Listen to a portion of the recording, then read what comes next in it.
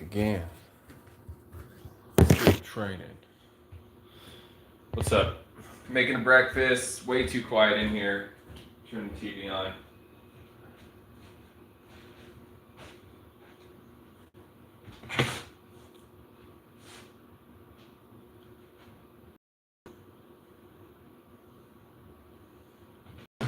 Oof. Thank God for AC.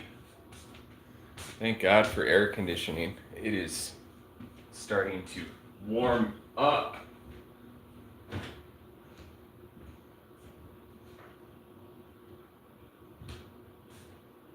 It is starting to warm up in Arizona, peoples.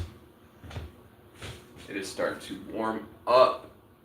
Oh, I cannot imagine not having AC. Hell nah.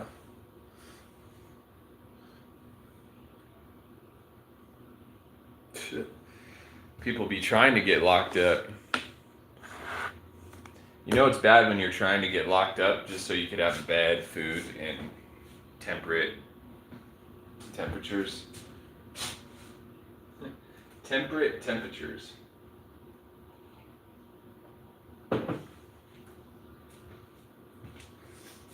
That's some real shit right there. Okay. Let's go ahead and start with this breakfast. I've been just having the same breakfast every day.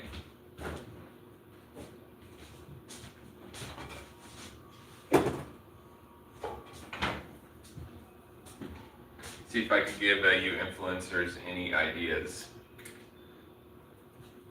Influencers.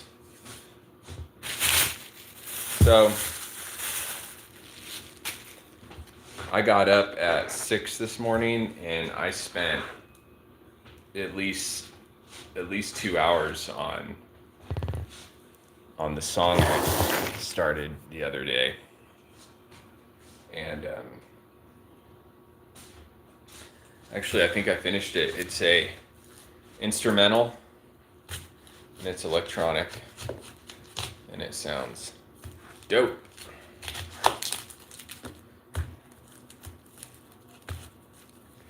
But you know when you wake up and you're just, you know you should have slept at least 2 more hours. At least.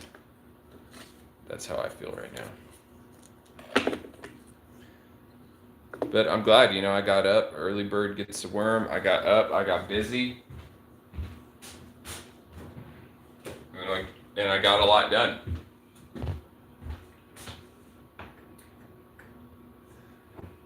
I got a lot done this morning. So I'm going to be making myself a breakfast. We're just going to do the normal. Going to be doing the normal stuff. Just been doing eggs, spinach, red onion. No meat. I think we have enough meat. Make some coffee in a second. Been doing avocado oil instead of vegetable oil. It's better. Tastes better and it's better for you. Splash a little oil in there. Put a little butter. And then let's see, got my spinach, some eggs. I'm going to be doing a scramble this time instead of mix it up a little bit. Yeah, waking up at 6. Usually I sleep until 11 or 12, but when I woke up, I was wide awake, and I think I had that project on my mind. And so I went ahead and turned on my computer and finished that song up.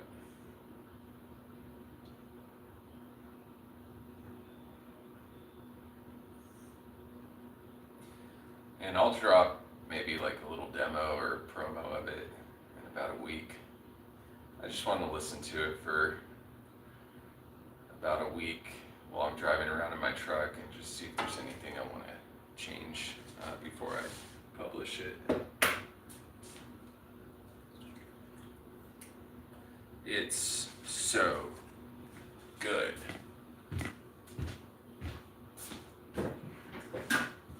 It's very modern club, but at the same time it's kind of soundtrack-y music. Sounds like it could be on, a TV show or a movie. It has a soundtrack vibe, but it's got a fat beat to it. And it also has there's a minute-long flute solo. So it has almost this classical, has like this orchestra classical vibe. And it almost has this sort of like Dick Tracy special investigation kind of 90s fucking bass line to it. So it's like a really nice mix. And it kind of has like a little bit of an Indian, sort of like this Indian kind of trance piano part. So it's just, there's like a good 3 or 4 different influences for the song I'm recording right now. It's got a vibe. I mean, it's definitely got a vibe for sure. Alright. And this, usually when I start recording something on my computer, I usually already have a song written. It's usually something that I wrote, 10 years ago or 20 years ago. And 3 days ago, I got on my computer and I just started, with the beat and basically just started playing this piano riff and just built from there. And I had no real intention of writing anything that day.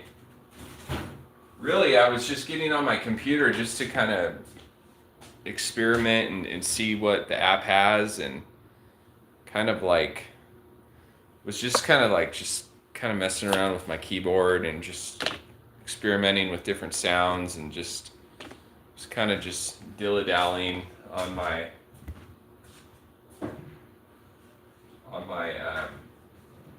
computer. And then that's when I just, as an artist, songwriter, it doesn't take much, I just started playing something, and then all of a sudden I'm like laying down separate drum tracks, and I'm like fixing the keyboard, composing the keyboard tracks, laying down bass tracks. All of a sudden I'm doing this, I'm like, oh shit. That's why sometimes I don't even want to start on a music project, because then I get fully engulfed in this, this song. So, but the song I finished in 3 days, which is really quick for me to complete a song. I'm sure I got to do some final touches on it. I'm going to listen to it for about a week, but it's just, the flute the flute solo took the longest. It sounds very, very real. Sounds for sure like, some expert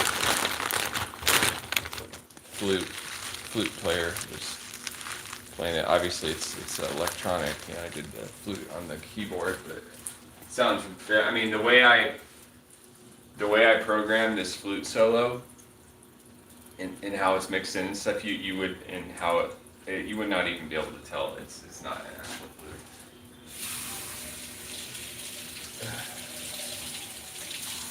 Really. Okay, spinach. We got spinach. We have onions. Yeah, waking up at 6, working on music. Oof.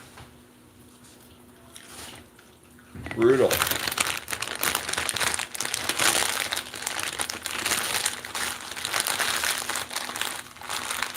Thank God I don't work till way later. So I'm gonna be going back to bed, and after my coffee and breakfast, I'll be going back to bed and sleeping. I'm definitely gonna be going for a jog though. That's for sure. After I take a nap.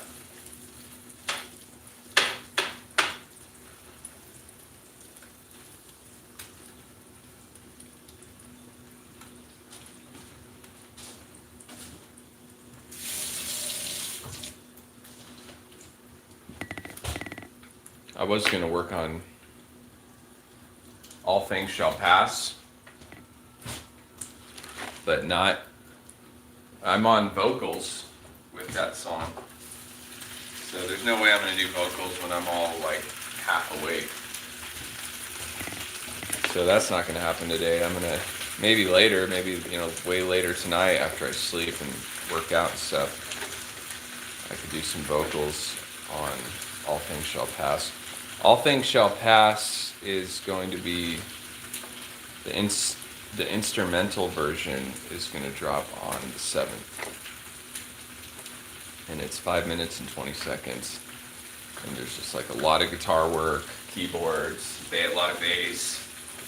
It's just very, it's drive music. It's just, driving down PCH, it's chill. It's got this little bit of a psychedelic vibe to it. Kind of got this reggae, psychedelic vibe.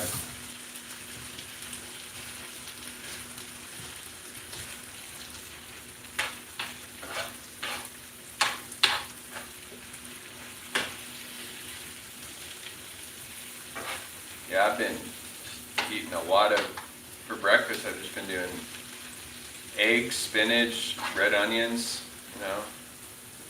saute everything, avocado oil, butter, celery, salt, black pepper.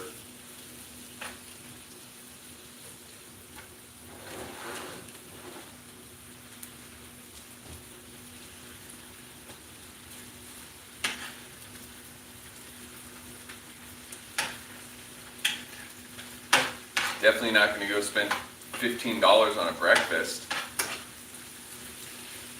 With the time and the gas. Those days are over. That's like when you're in your 20s. You're like, let's go get mimosas. You know what? I'm hungry for an omelet and some mimosas. Doesn't that sound good? Sound like a typical influencer. I don't know why all these females are like, it's like, fucking shit. Oh God. That was the influencer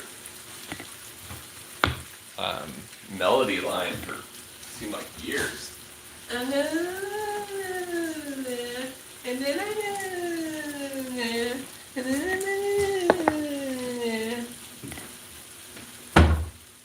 Fucking go insane, man. If I see one more bitch on fucking social media talking about shit, pitching their stupid fucking brands, and got some fucking bottle of water in their hand, Essence, like trying to convince everyone to buy a $3.95 bottle of water, and then their stupid fucking yoga pants.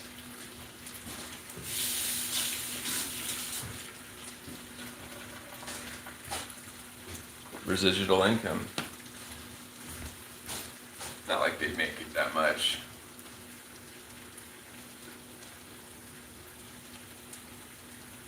I guess if you have enough followers, someone will pay you like $600 to push their bullshit fucking brand. I'm so anti-corporations, and even though I drive a Ford, which is the most American corporation ever. I drive a Ford and I'm going to Disneyland this weekend. I'm like, fuck corporations. Fuck the system, bro. It's Illuminati. Meet you at Disneyland on Friday. Pick you up in my brand new Ford.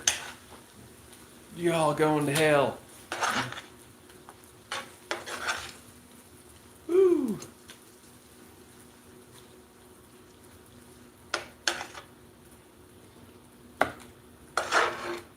I did 3 eggs this morning because I'm tired.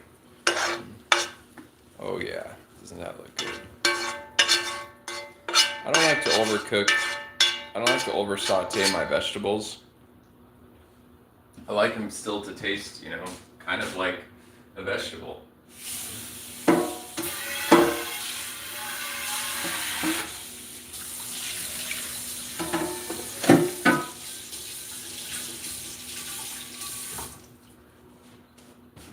Ooh.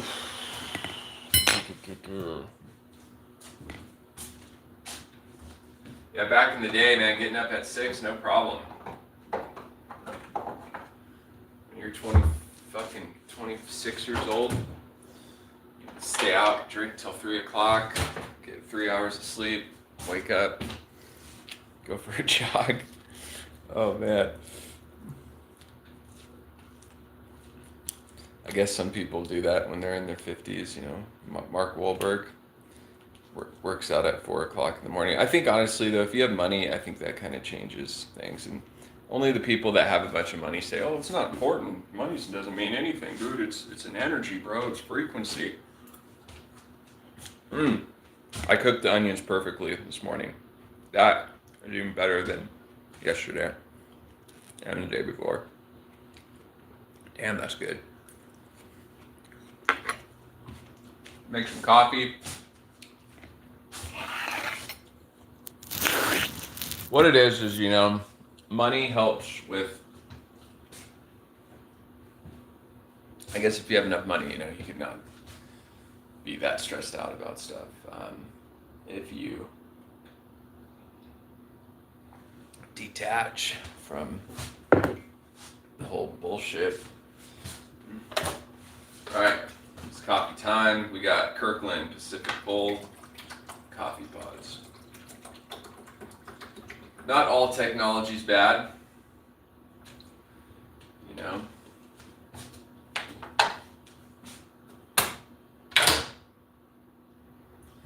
It's not even so much the corporations and the products, it's just the people that work at the corporations are just such fucking cunts. They really are.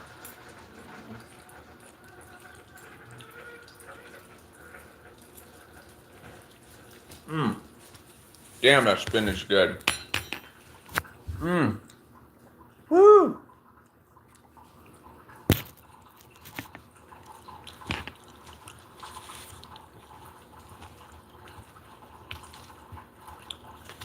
This is a great breakfast. It's so simple. Spinach, eggs, onion.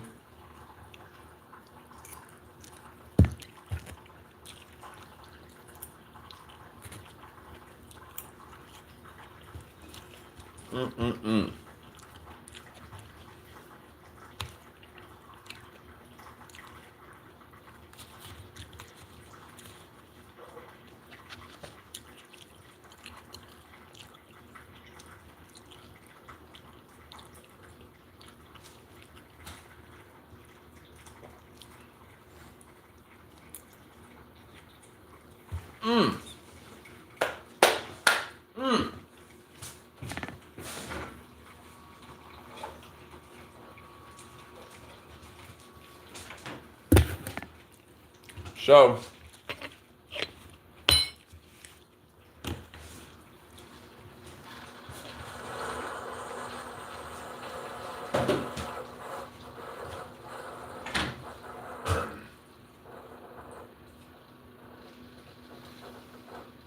oh, it's too full. How about that? So, I'm gonna be posting a video on YouTube and a short video on Instagram of when I wrote Jenna's in a paper dress.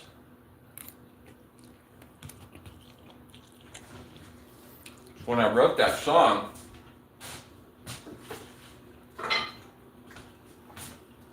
I was just sitting on that couch,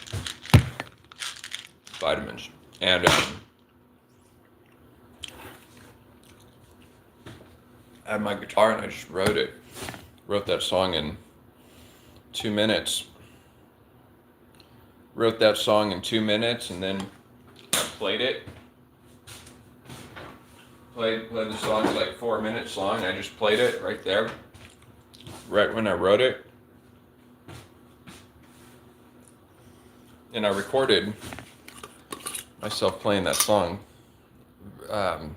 Literally the instant I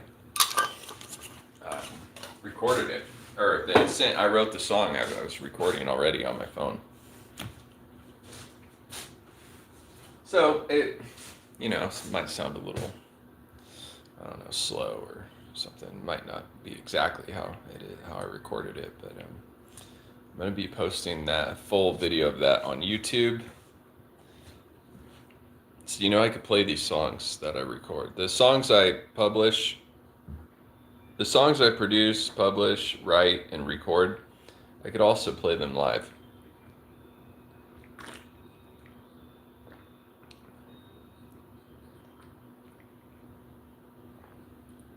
Damn, that's good. Woo! Heaven's brew. Okay, let's take some vitamins. So much stuff to do just to go back to sleep.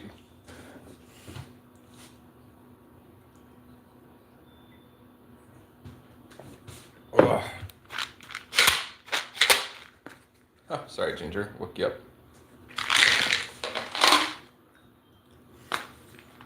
Ooh. What was I going to get at? I was going to get into some topics. I'm trying to...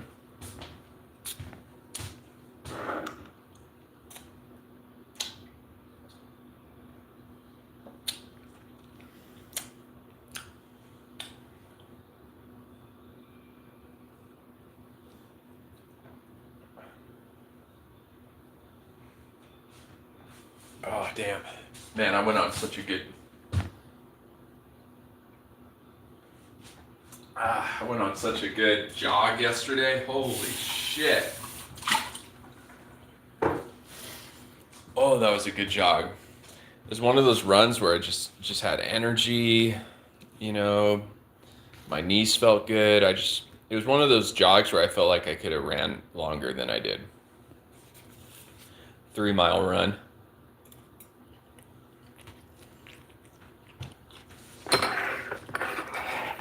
It was such a good jog that I was like, man, I can't wait to go for a run tomorrow. Probably why I woke up so early.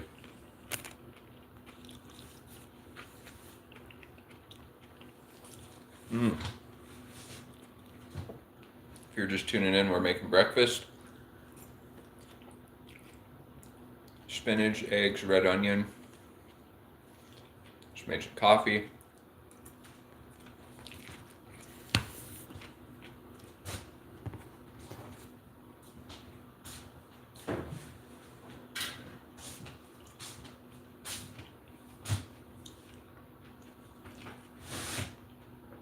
I just took a shower. I literally got up at 6, worked on my instrumental, this new one, not the All Things Shall Pass that's dropping on 7th, but this new one no one's heard. And spent at least 3 hours on the flute solo yesterday. So I finished up with some bass and did some bass stuff and just kind of tweaked on some of the overlapping drum parts. Spent like a good, 2 hours. Spent, a good 2 hours on the song and bounced it, emailed it to myself. I'm gonna listen to it later tonight when I'm driving around in my truck. I think it's pretty much done. It's 3 minutes and 22 seconds. It's not like a super long song, it's a instrumental, all electronic. Did everything on the keyboards, everything's programmed, there's no live instruments. But it sounds fucking good. It sounds like, some of the bass sounds very live. And the flute. They were playing this last night, the same episode. The Rifleman. The flute. The flute sounds really good.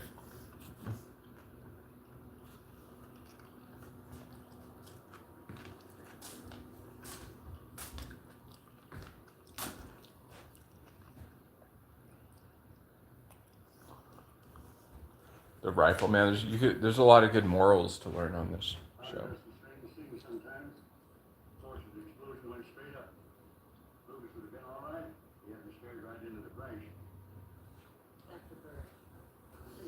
Rifleman. I probably watched 4 episodes of The Rifleman last night.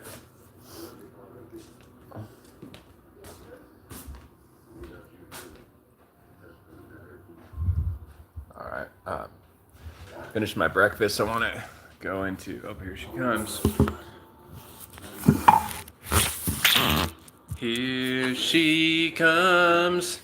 Here she comes again.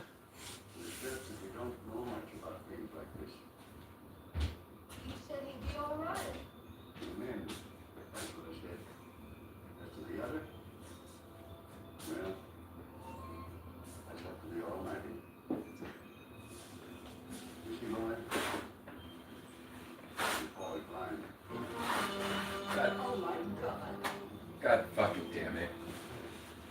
Stupid fucking cheap paper towels. I hate cheap shit. I don't know who got these paper towels, but they're fucking shitty.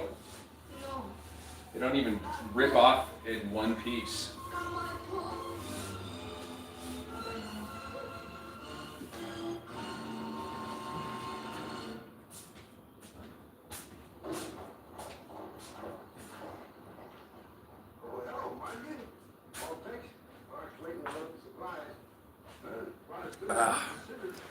Damn, that coffee's good. Okay. Whew. Man, I'm gonna be seriously going to bed in 20 minutes. So,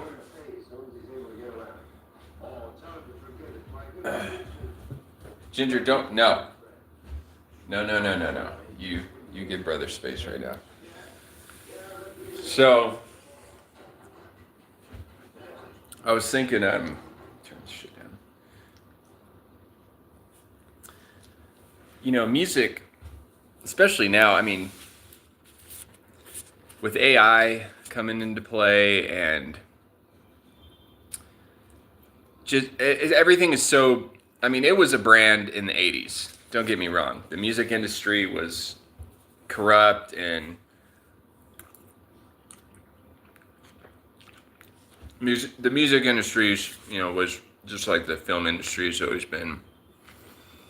Who you know, and a lot of, as John Lennon said, creative borrowing. No, just full of shit, brands and. But now,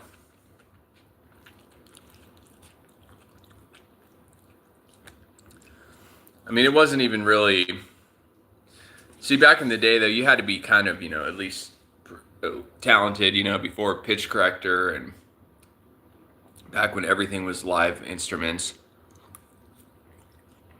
You had to be kind of on point.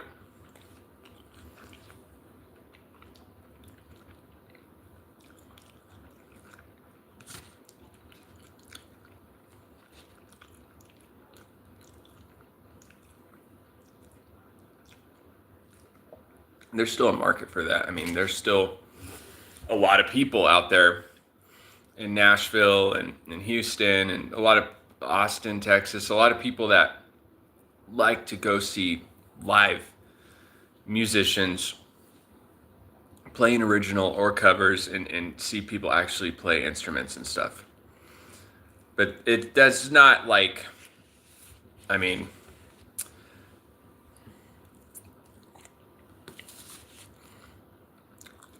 things are becoming more and more focused on social platforms and brands. And it's amazing how stupid people are.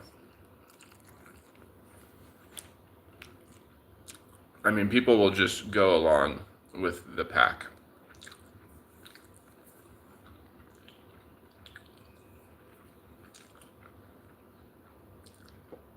Basically, with at least, if you have 2 or 3 people that know what they're doing, and they could make your music sound fucking great, even if you're, even if you just suck.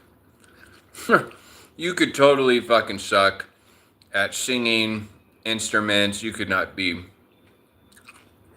very creative or anything at all. And if the right people are behind producing your music, it could come out sounding like all the other shit out there.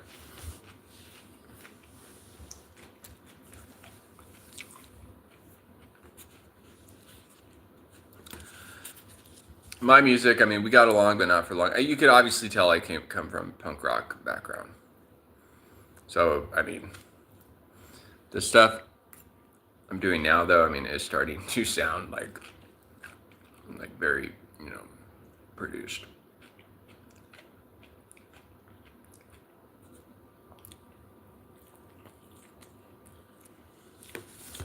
With the tools and computers and technology, it's just so easy. They make everything pretty. I mean, it's fun. You could still be very creative and unique, with,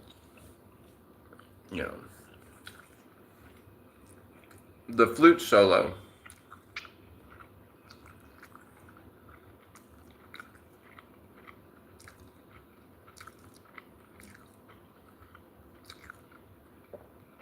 The flute solo on this new song I just completed this morning at like 7:30 in the morning. The flute solo sounds so good. Not only is the melody line very appropriate to the song and it sounds very authentic, like the tone and how it's mixed in and everything, it sounds pro. And it's just me on my Apple iMac computer.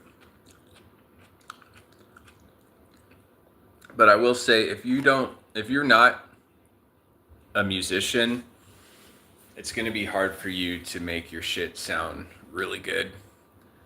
When you have guys like me that were in bands for 25 years,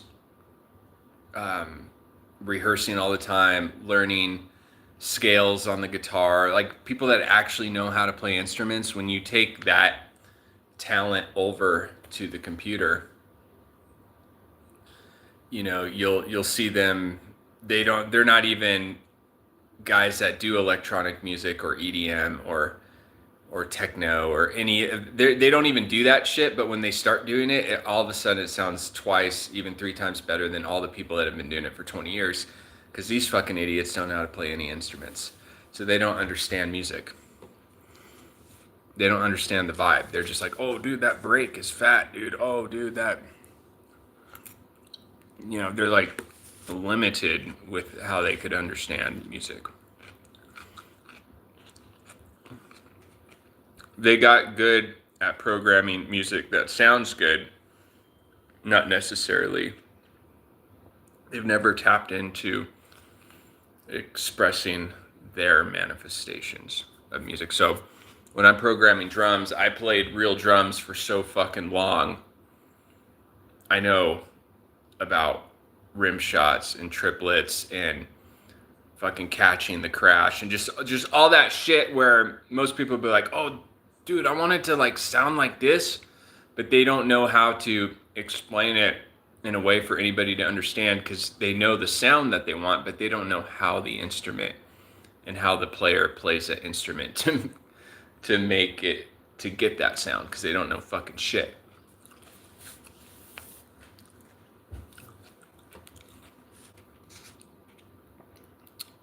Now, I know I could sound like an aristocrat, and I very aware of, sounding like,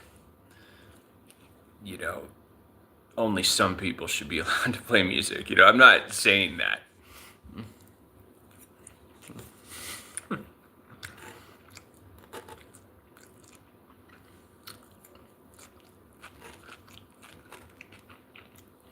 The idiot songwriter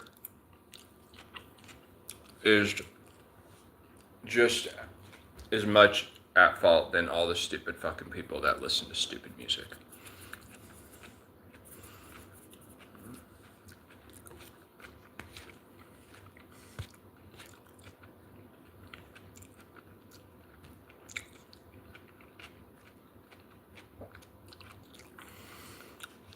But music is like a personal taste issue. I mean, there's girls out there that guys think are unbelievably gorgeous.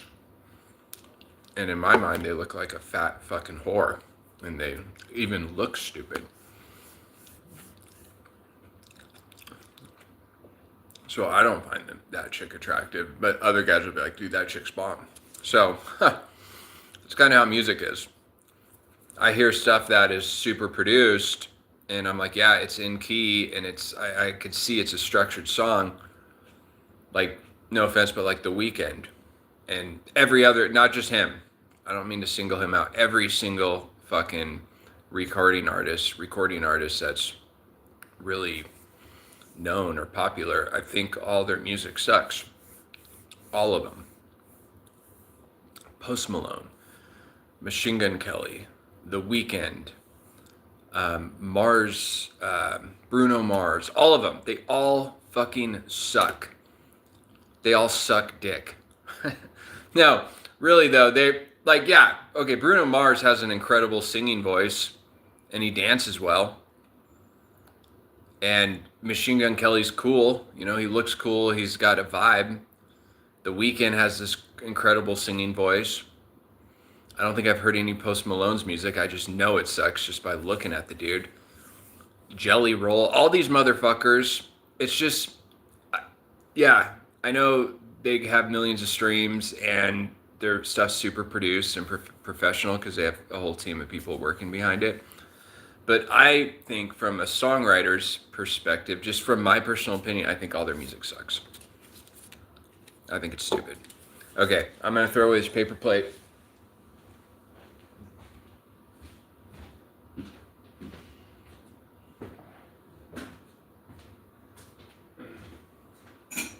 Okay, so Taylor Swift, yeah, I'm not a fan of her music, but she has, in The Weeknd, I like one of The Weeknd songs. I even used one of his songs on one of my reels. I'm so fucking tired, I can't think of the melody line. What is it? If you're playing me, keep it on the low. That's The Weeknd, right? Because my heart just can't take it anymore. Or whatever. Okay, so that song's pretty good. I like that song. I do. I like that song. So Taylor Swift, something about boys only like it when it's torture or something. That's a well-written song. And I'll write your name or some shit like that. Okay, so that's a good fucking song. I heard that on the radio like 3 or 4 months ago. I'm like, okay, this is a good song. And it's genius. It's recorded genius. It's written genius. That's a great song. There's some stuff out there that even if you don't like the artist at all, you could still, there's some music out there that's just fucking good. And it could be super poppy and everybody could love it and you could fucking hate the fact that everybody likes the song. It's still fucking good.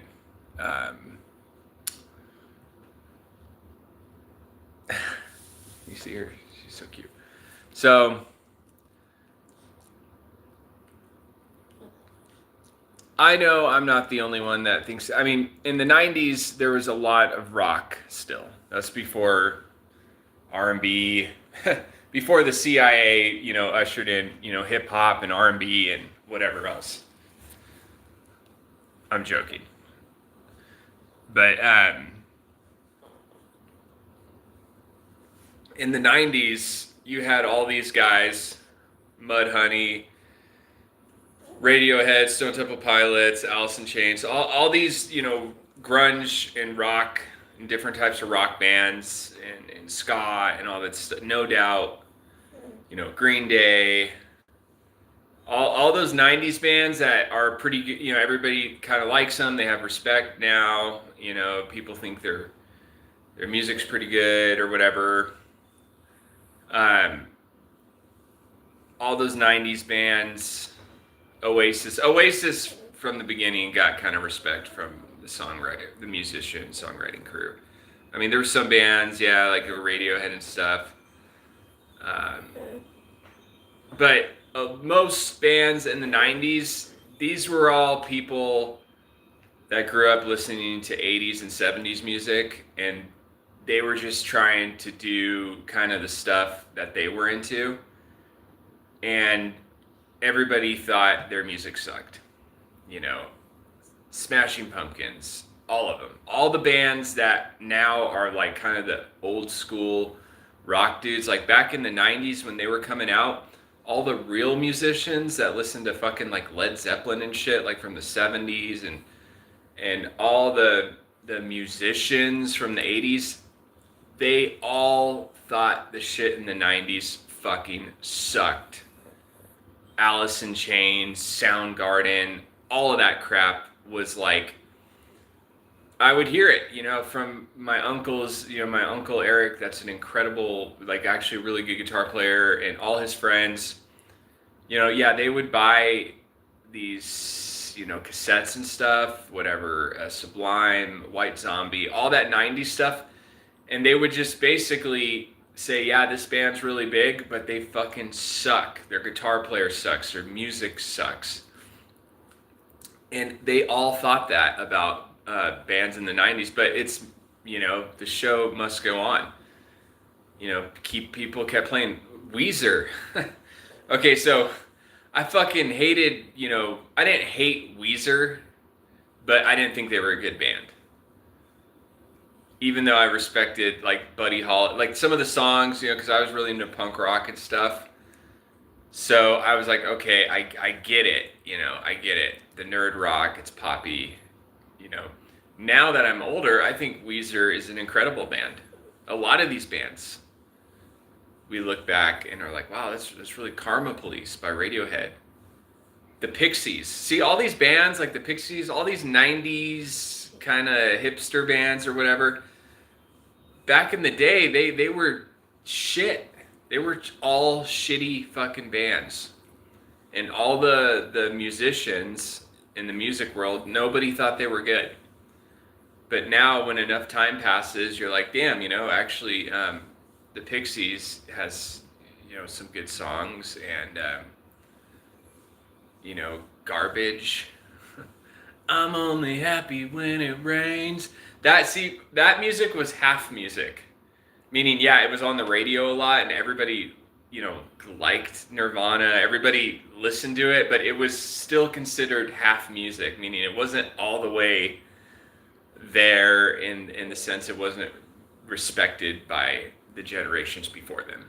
Because you got to admit, look at the '90s music and compare it to Fleetwood Mac, Led Zeppelin, the Beatles. I mean, come on, all these legendary fucking rock bands from the '60s and '70s and '80s with an incredible catalog, incredible songwriters, fucking George Harrison.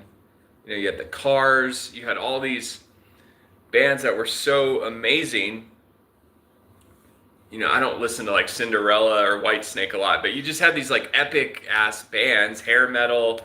You had '80s new wave, Peter Gabriel. You know, you had all these people that were really truly had character with their music, and then you had all that 90s shit that came out. And everyone's like, yeah, it's what's being played on the radio, but it's half music. It's just not really all there. It's just kind of weird and negative, you know, it's just Bush, you know, stuff like that. You know, it was just people would listen to it and be like, it's kind of there, you know, kind of like when a girl's kind of hot, you know, it's just kind of there. But then over time, the chick kind of becomes hot, just like these bands. Now, you know, there's some Bush tracks, you put on some Bush tracks, you're like, damn, this is a fucking jam, you know? This shit's really great. But when all this was coming out, it wasn't great. So now, we went from having really great music to kind of half music in the 90s. Now, it's just such a brand. All these musicians, they're like brands, and they're so obsessed with getting every little bit of attention they can because they're all competing for views and follows and trying to be edgy. And it's almost like everybody's trying to be dark and edgy, not so much talented. So shit was magical and talented and cool in the 70s, in the 80s, and then in the 90s there was like half of that. And now it just seems like the whole goal is a vibe, and it's not even really a great vibe. It's like, how stupid and vibey and dark can you be, and how cool can you be on social platforms is more the focus than have you written a fucking incredible song. So I'm not saying my music is that great, you know, I'm not up here saying, you know, I'm the only good songwriter alive right now. But at least there's an essence in my music that has that real vibe from that music had in the 60s and 70s, you know. So Orange Night. I wish I would have sang that song a little differently. I just got my microphone in my computer, so that's one of the first songs I recorded on my setup right now in my room. So I was just kind of like barely singing in the mic, and the music on Orange Night sounds really good.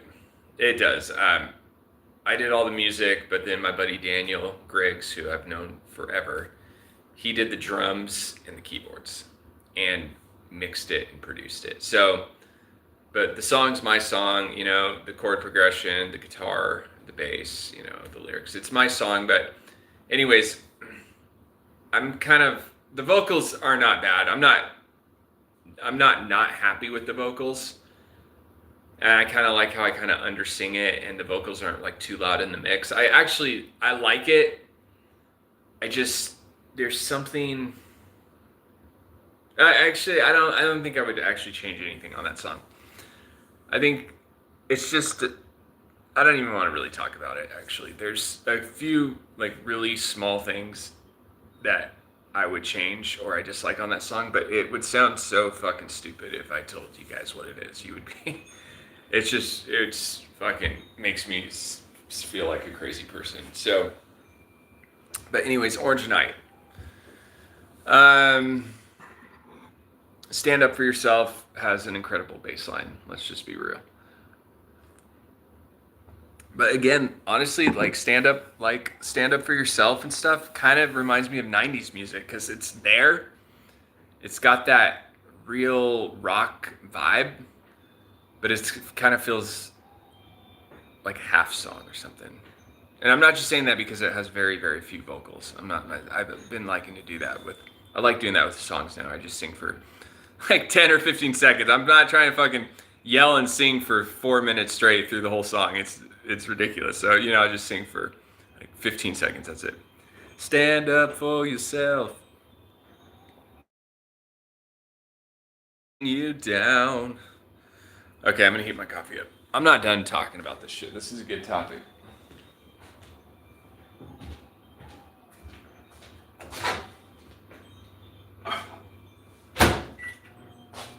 Don't Call Me Back. That's a good song. That's a complete That's a great song. That song, Don't Call Me Back reminds me of the Cars meets.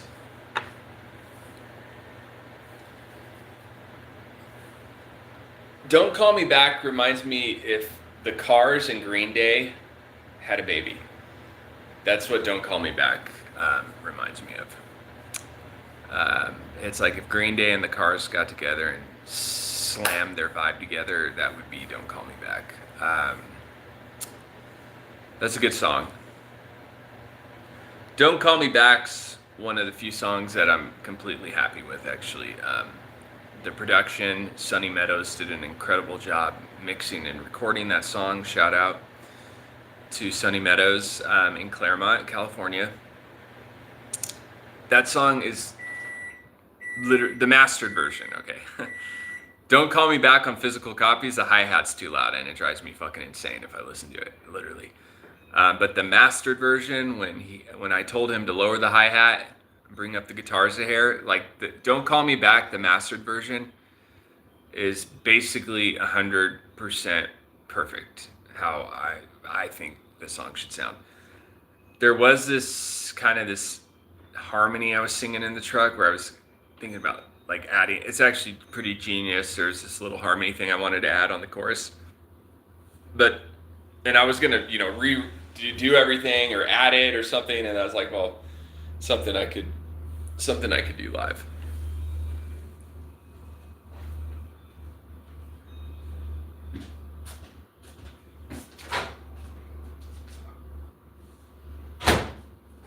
The Cave. The Cave is, there's nothing I would change on that song. That song was produced and mixed by Daniel Griggs.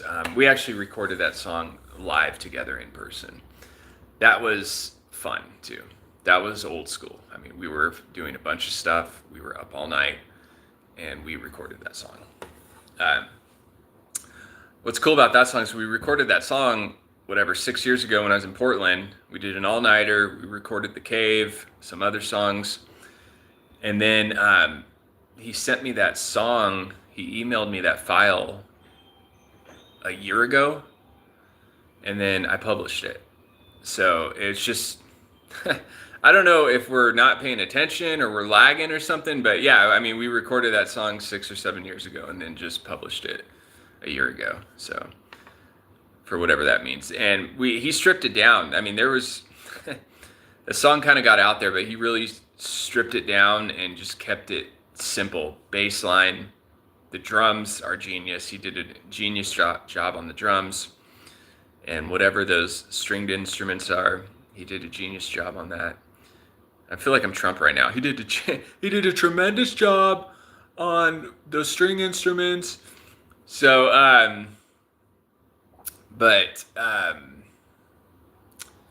yeah, so The Cave, because, I've dropped probably 50 or 60 songs in the last couple of years, and there's only maybe 3 or 4 songs that I'm completely happy with, which I think is normal,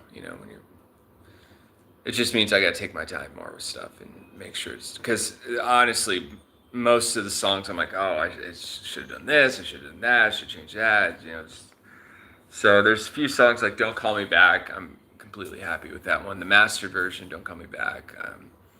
The Cave, happy with that song.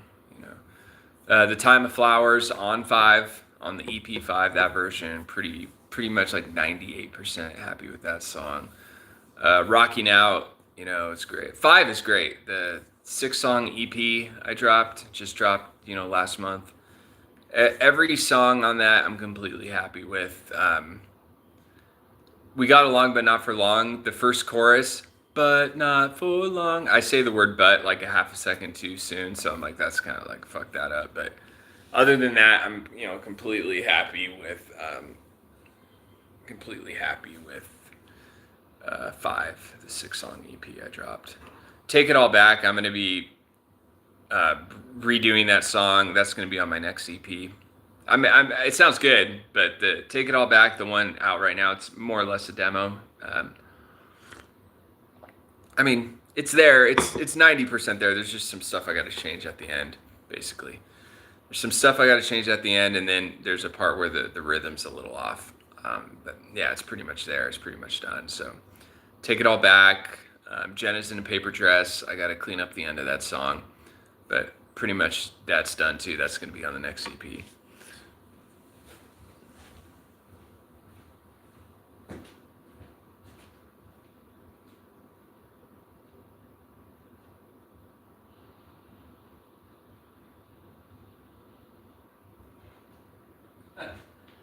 Man, the song I just recorded, the song I just finished this morning, it's so good, and I was gonna post a reel of, the first 20 seconds, but it's such a good song, and I'm so tired, I just feel like I can't post anything on it yet, because I'm too fucking exhausted to.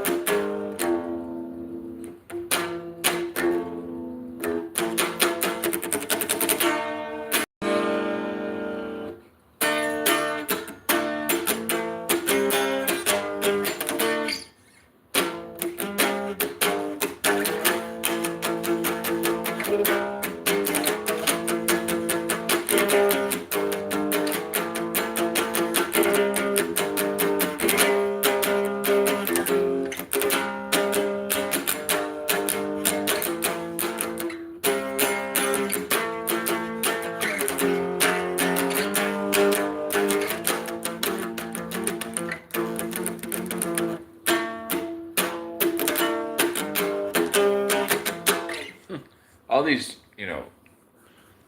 pop songs are more or less, just bar chords, 3-4 bar chord songs. Call me back, don't call me back. I need the thing that brings you back. It's a little thing called money. Without no money, you got no honey. But when you walk around, you look so funny. You got no car and you're feeling crummy. I travel space and time. I wrote this little rhyme. If you're making love, I hope it feels so right. I got that jealous mind. I'm not that nice guy type. Take care, take care, take care. And I'm feeling our love come right back on track. Call me back, don't call me back. I really thought that you had my back. You're this YouTuber, say I'm a funny guy. You take off all your clothes, say I'm a psycho guy. I travel space and time, I wrote this little rhyme. If I could, I would find another dime. But you're the kind of girl that makes me feel alright. Heck yeah, heck yeah, heck yeah. And I'm feeling our love come right. And I'm feeling our love come right back on track. Right back on track. Fuck it. I don't even know how to play my own song. It's been so long since I played that song, since basically I recorded it. Claremont. Call me back, don't call me back. I really thought that you had my back. You're this YouTuber, say I'm a funny guy. You take off all your clothes, say I'm a psycho guy. I travel space and time, I wrote this little rhyme. If you're making love, I hope it feels so right. I got that jealous mind, I'm not that nice guy type. Heck yeah, heck yeah, heck yeah. And I'm feeling our love come right back on track. Call me back, don't call me back. I feel it. Call me back, don't call me back. I need that thing that gets you back. It's a little thing called money. Without no money, you got no honey. But when you walk around, you look so funny. You got no car and you're feeling crummy. I travel space and time, I wrote this little rhyme. If you're making love, I hope it feels so right. I got that jealous mind, I'm not that nice guy type. Heck yeah, heck yeah, and I'm feeling all love come right back on track.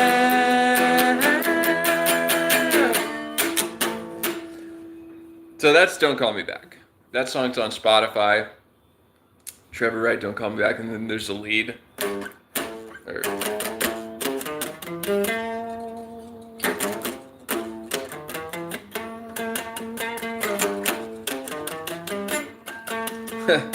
Very simple little blues lead. And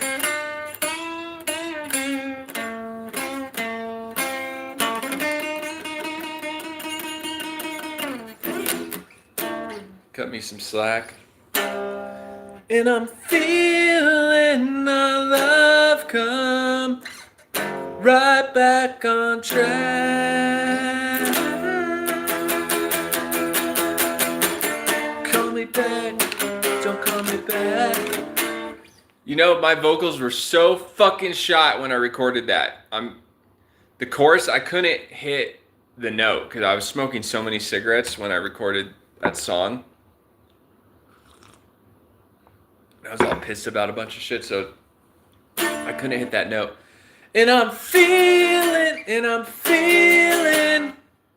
I can hit it now, but when I was recording, I was really struggling to hit that note. But when I hear the recording, I'm like, doesn't like really sound that bad.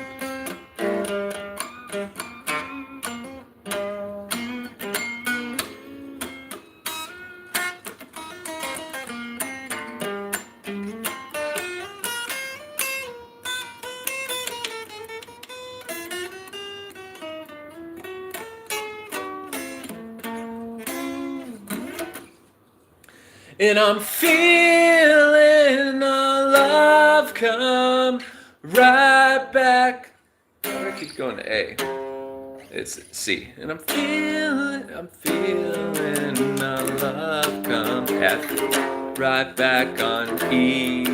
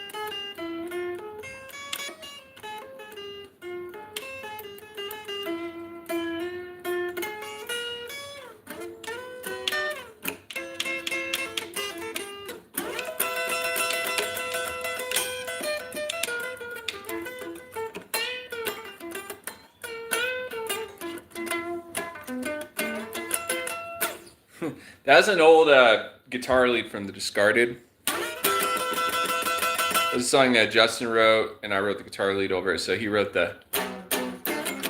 Fuck, it's been a long time, hold on. He wrote the...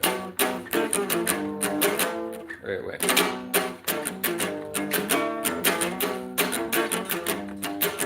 Something like that.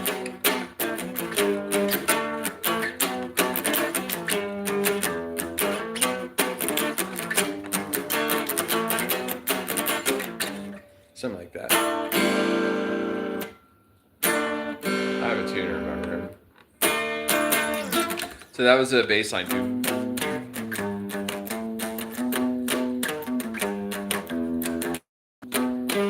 Something like that. And the guitar lead was.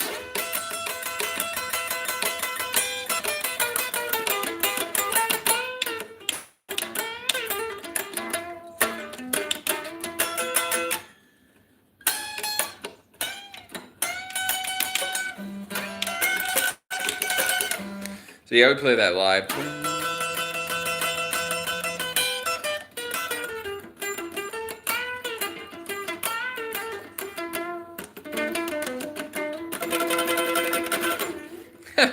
Guitar sounds like it's a fucking cardboard box or something. So it's.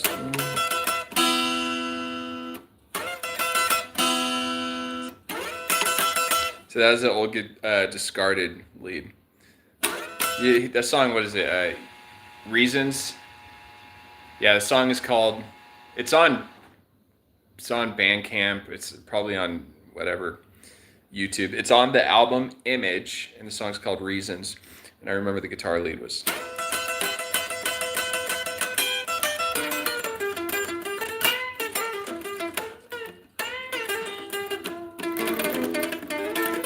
So it just all came out in at once. 1, 2, 3.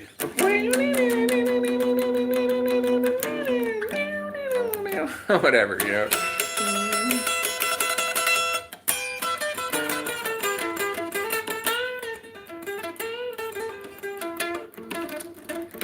That's crazy. I wrote that when I was like 14 or 15, that guitar solo.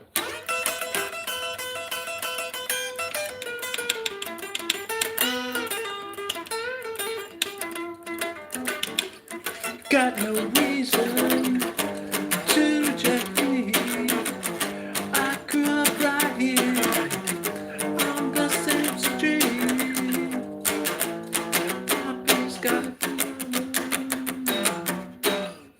That song was a banger live. Dude, that song was we got pretty good at that one. Away. I like Away. Away was on forget what album Away was on, but that was one of the later songs the Discarded did. And I wrote that song, and Justin wrote some of the lyrics for that song. I think he wrote part of the lyrics for that song. It was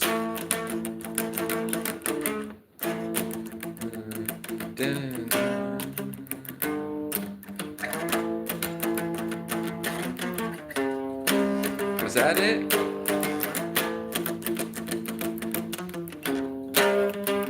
No, I'm thinking that's Kids in the Zone.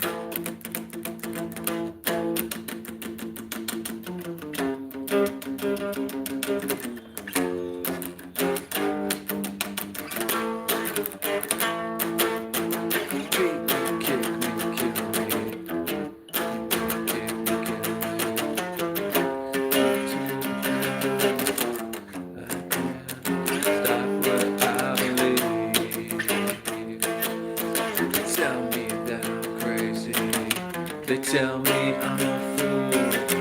The kids in the zone trying to act cool. Beat me, kick me, kill me, put me to the ground. You can't stop what I believe. They tell me that I'm crazy. They tell me I'm a fool. The kids in the zone trying to act cool. Beat me, kick me, kill me, boot me to the ground.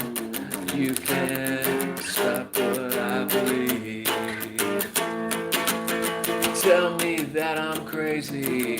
They tell me I'm a fool. The kids in the zone trying to act cool. It's interesting to hear the early songwriting process. So I wrote that riff.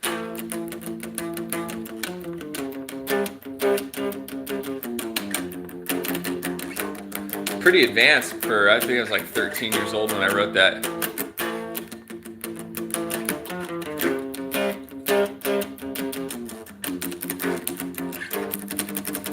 I'm rusty, man. I'm always writing music and recording, but I never really just like sit around and play.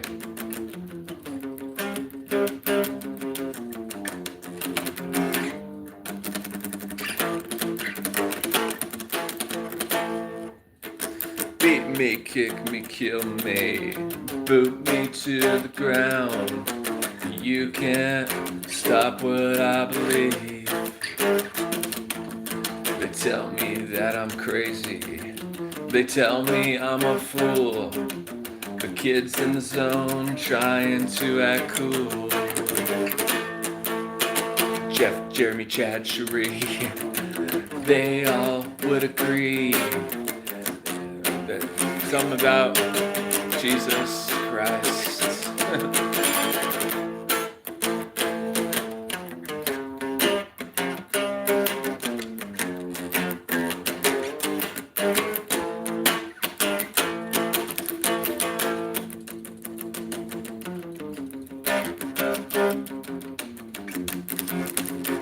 Fucking come on, man.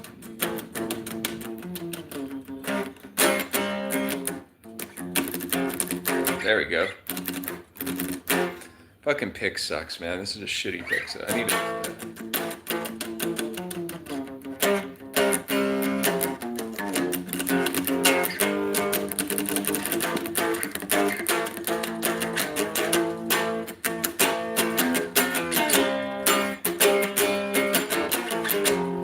So that song's called Kids in the Zone. We play that like every show we played. This was a long time ago. This was 14, 15 years. I was 14, 15 years old. So I was like 13 years old. So this was, you know, fucking 20, fucking whatever, 5 years ago or something ridiculously long time ago. 28. That's crazy to think. Like, I played this song 28 years ago live with my band.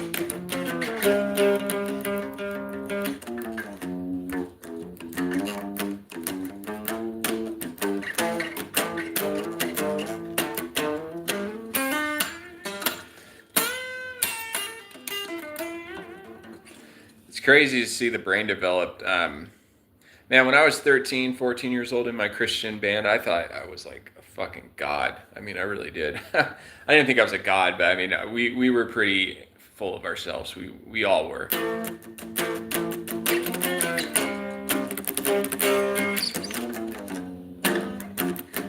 I mean, there's still people. My ex-girlfriend Sarah, she had friends. She's all, you remember Zoe and all these girls that went to my concert, you know. Some of them are hot too. What other discarded songs? So yeah, I was trying to remember. Oh,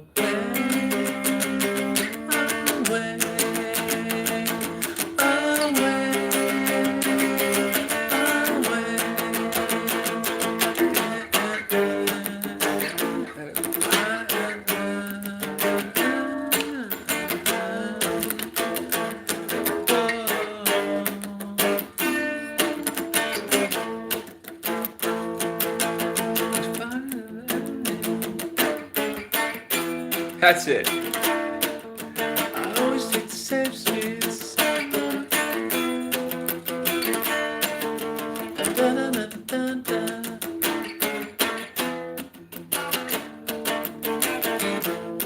I wrote that song, this song. That's a good, I didn't do that Pinky when I was younger, but I'm gonna I could reuse that riff. I mean, it's right here.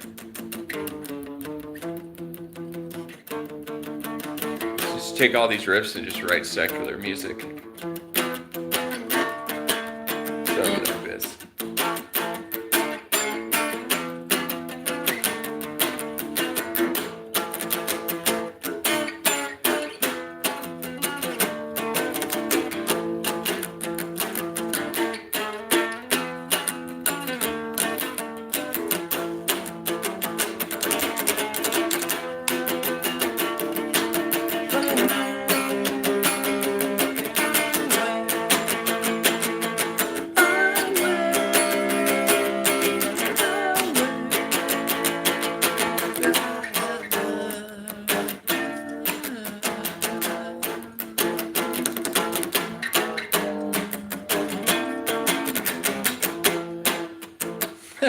Ginger's looking at me just fucking amazed. She's just watching me play guitar.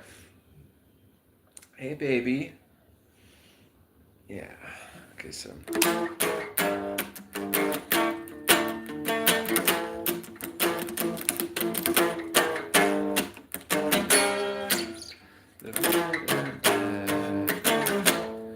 So, when I wrote Away, Justin wrote lyrics.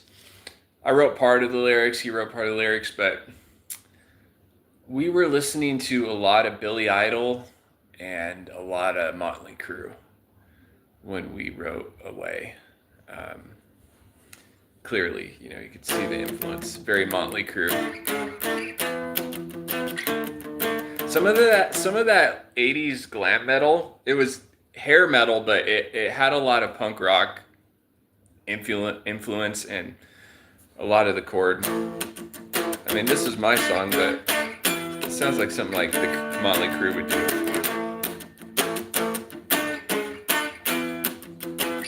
Especially the part that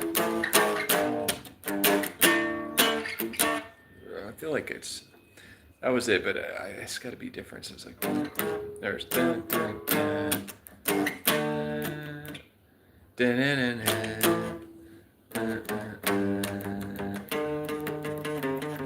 there it is.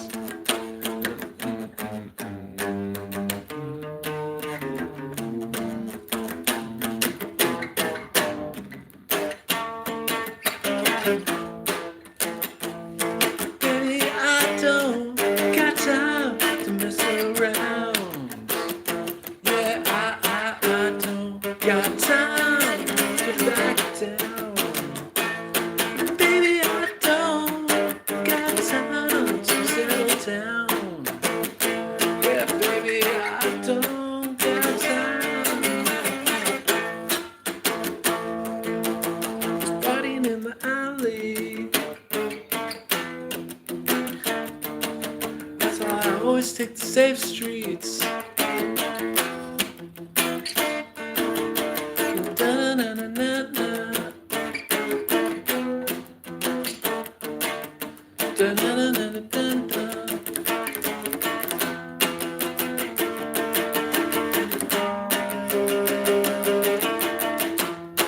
That's such a great riff.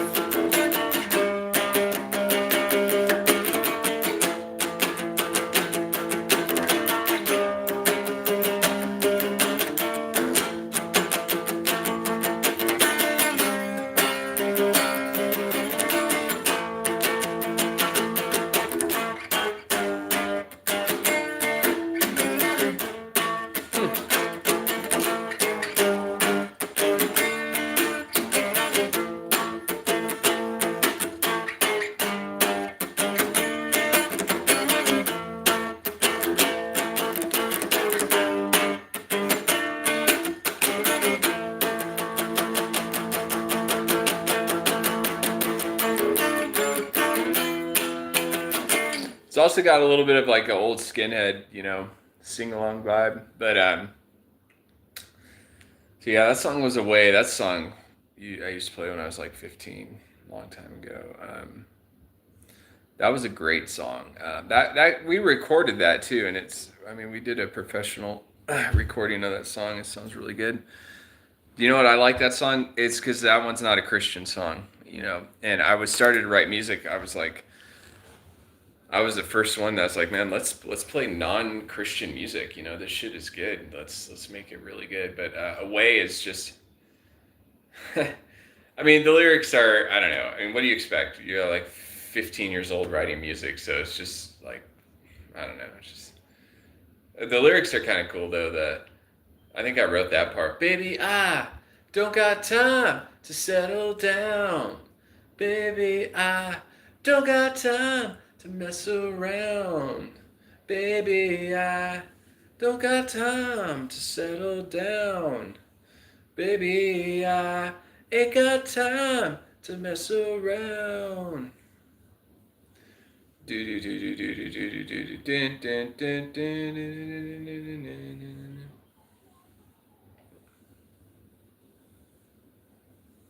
My little sweet gingy girl.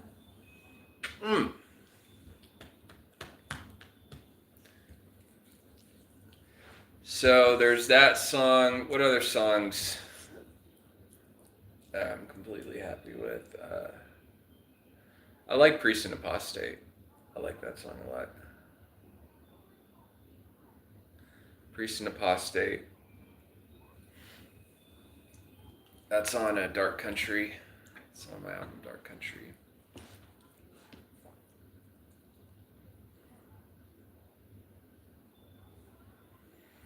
The song I'm on Top, I like that song. It's just the recording is so fucked up, which kind of gives it a vibe. It's just mixed and mastered so horribly, and like the guitars are out of tune, and my vocals were super shot when I recorded I'm on Top. So it's just, the recording sounds like shit, but the song is good, but it kind of gives it a vibe a little bit. And it has like those fucking like programmed electronic drums. Just, I don't know. I mean, I've heard some people. So it's funny when some people are like, "Oh, I really like that song. That sounds really good," and I'm just thinking, "Man, that shit fucking sucks." But it's a lot of it's the vibe.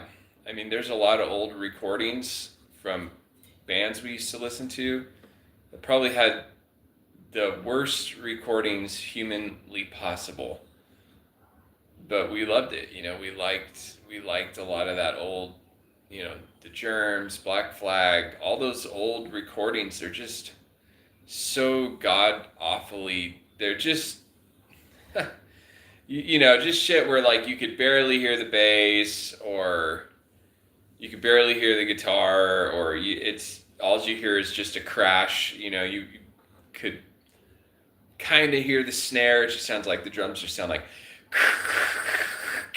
it just sounds so, just shit is not, mixed well. It's just people were, recording stuff live. Huh, baby? Yeah, people were recording stuff live, and it just sounded fucking horrible, but it sounds good though, in a way. That's kind of how I feel like I'm on Top is. I'm on Top is kind of like that.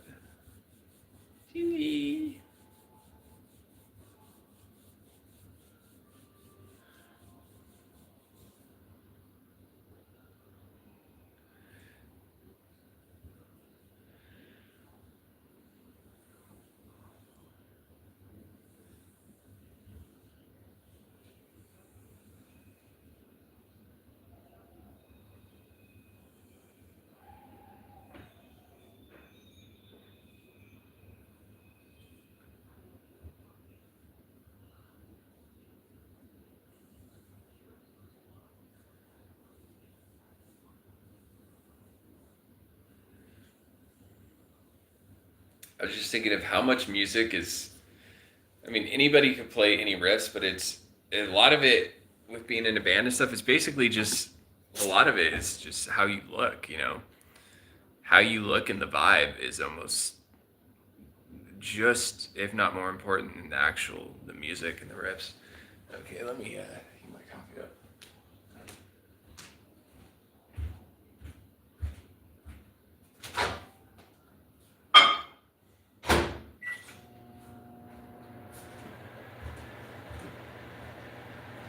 My little gingies.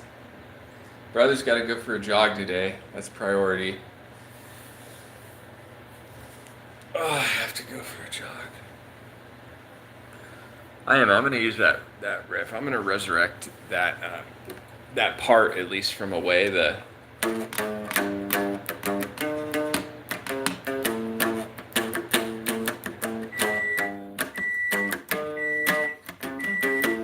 a badass riff.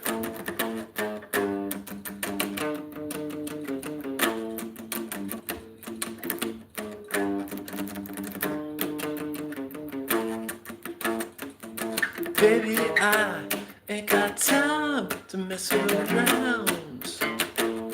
Baby, I ain't got time to settle down. Baby, I don't got time.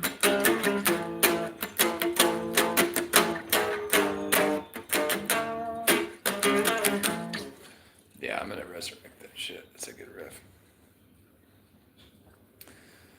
So check out Five. Five's a 6-song EP I dropped. It's on Spotify. About ready to go back to bed. Fucking tired. Been up till 6. I need a wife, man. I need someone to fucking complain to. Like, I'm going back to bed. Need the house quiet. So you're the only one making noise. I need it quiet. I don't want your friends coming over for the next few hours. I'm tired. Ginger, what? I don't have anything for you. My sweet little girl. Sweet little human. She is so cute the way she looks at me. Got a little sweet. A little human eyes. Yeah, human eyes, huh, baby?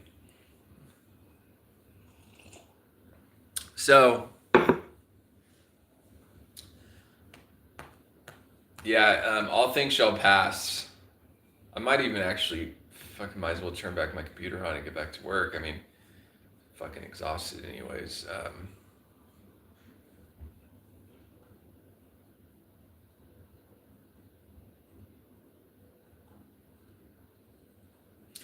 Show the weirdest shit on TV. Sometimes if you wonder if they're like hypnotizing people or something or programming people, it's just the weirdest shit. I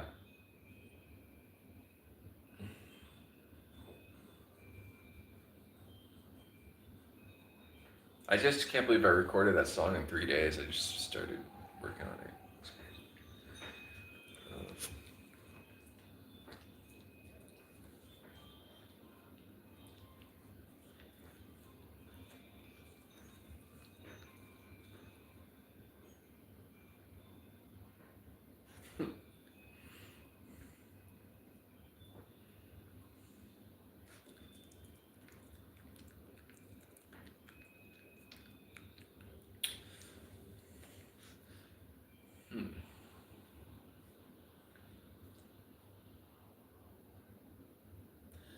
There's hundreds of songs I've written, hundreds.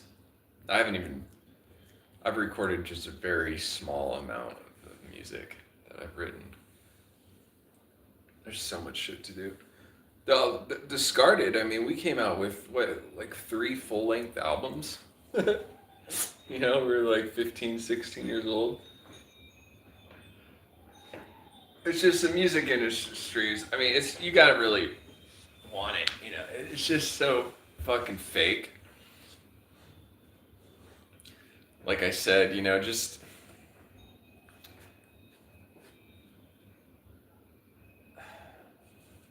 I'm gonna jump topics here. So I forget his name, but the CIA dude that was arrested and went to prison. He's Greek Orthodox. He's ex-CIA whistleblower. I mean, I didn't hear the whole video. I didn't hear him, you know, blow the whistle on anything. But he's talking to these young kids, and you know, young Orthodox kids. They always have this. They act like they're important or like they know something. You know, something about Orthodox, you know, for younger people gives them a lot of. They don't act like uncertain, you know, like secular. They act like very sure of themselves and kind of like they're smart asses and arrogant, you know, that's a lot of Orthodox people. And when they're younger, act like that. Once they get in their 40s, they kind of, you know, level out a little bit and realize, you know, they don't know shit. But anyways, these kids are, you know, you could obviously tell they're whatever, 20 or 21 years old. Just you could tell they're 21-year-old Orthodox, you know, young guys just by how they're acting. But they're interviewing Cradle Orthodox, Greek guy that's Cradle Orthodox. And a lot of times when you hear law enforcement talking, it's almost like there's a sort of, not like an agenda, but it's almost like they're spellcasting and trying to convince or encourage people to act a certain way or to think a certain way. There's a motive. That's what it is. So I'm not saying what he was saying isn't true, but with hearing stories from people that were in the FBI, the CIA, or law enforcement, it always seems like there's this sort of motive to shape perception and behavior towards people, which is manipulative, And so when I'm hearing people from the CIA or the FBI talk, it's hard to talk with them like on the level, because it seems like there's always a perception they're trying to shape in your mind. Whether it be they want you to act out and act like a criminal or they, whatever, it seems like they're trying to like stir some sort of directional behavior, some sort of character out of someone. And a lot of times it's reverse psychology. Sometimes it's not. Sometimes it's just straight up. Straight up now, do you really wanna love me forever? Oh, oh, oh. Or is it just a hit and run? Do, do, do, do, do, do, do, do, do. Sorry. Okay, so that's why people often have not really bad vibes when they're talking to law enforcement or people that are agents or ex-agents. They just don't feel comfortable. So they could sense that they're trying to like persuade them or encourage them or manipulate them in some way, which is why people call those people narcs. Not so much because they have bad intent or bad ill towards people that they're talking to, but it's like you feel like a sort of like it's staged or something. So like there's something off with this conversation. Whenever you talk to someone that's law enforcement, look, she's shaking. Oh, you guys, she's so scared. It's okay. Whenever stop acting like a Chihuahua Ginger. Lay down. So that's why people are, or same with someone that's maybe in a fraternity, like a Freemason, or even someone that's religious, like Orthodox Christian or a CIA agent. Whenever you're talking to someone that's part of something, it's just weird for some reason. It makes the people feel uncomfortable that's talking to them. And it doesn't matter how normal they try to act. Like if you're talking to a police officer, it's weird. And it doesn't matter if the cop isn't even really fucking saying anything and just has no opinion about, just totally cool dude, just not trying to spin any angle on anything or not trying to. But, when I was listening to that interview, it's, I think he was genuine in a lot of his stories, and he was being transparent, which, I could respect that, taking a picture of the fucking Jesus's tomb when the priest told him not to. I was like, okay, that's realistic. It sounds like some real shit right there. But even, I watched maybe 10 or 15 minutes of his testimony. It just sounds, and a lot of it's preconceived, when you hear someone that was a CIA agent or something, you're wondering like, man, is this for real? And if it is, why is he, explaining all of this, So basically people start playing this like internal chess match, kind of like when Jay Dyer was, I don't even know if it was a debate. It was more like Jay Dyer just going off on two Masons. But it seems like Jay Dyer had preconceived. You start playing this sort of mental chess match with the agent you're talking to, or, if someone's part of a group like Jehovah's Witness or Mormon, whenever you're talking to someone that is part of something, people kind of start playing this like chess match with the person they're talking to, even if there's nothing like that even. There could be no games being played, but people are thinking that there is, So I think that's sometimes when you hear someone, she brought out her toy.